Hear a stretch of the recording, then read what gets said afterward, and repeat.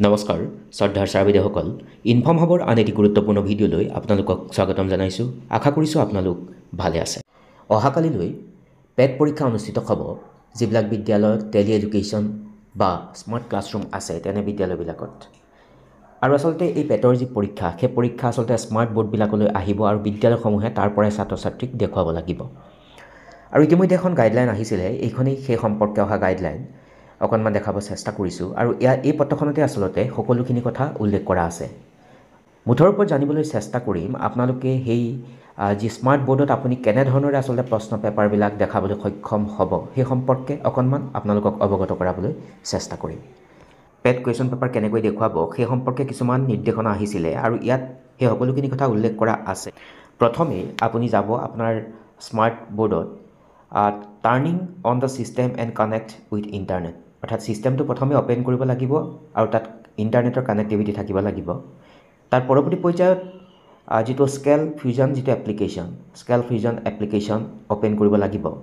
তাৰ পাছত file doc folder, যিটো আপুনি ডকুমেণ্ট ফল্ডাৰ থাকিব সেই ফাইলটো অ'পেন কৰিব।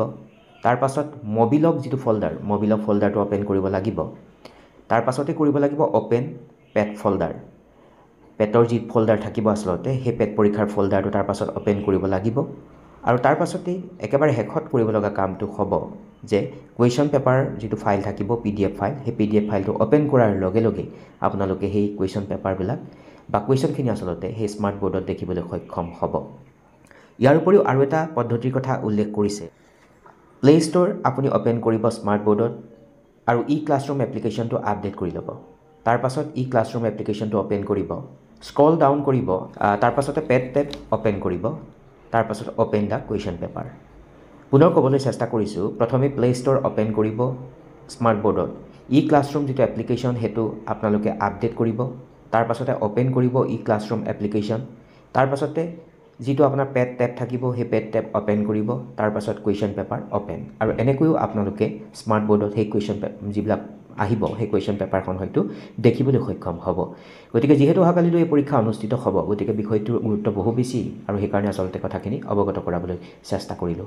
আৰু আশা কৰিছোঁ আলোচ্য শিতানে আপোনালোকক উপকৃত কৰিব আৰু যদি সম্ভৱ হয় আগলৈকে ভিডিঅ'টি শ্বেয়াৰ কৰিব। সকলো ভালে থাকিব। নমস্কাৰ, টেক কেয়াৰ।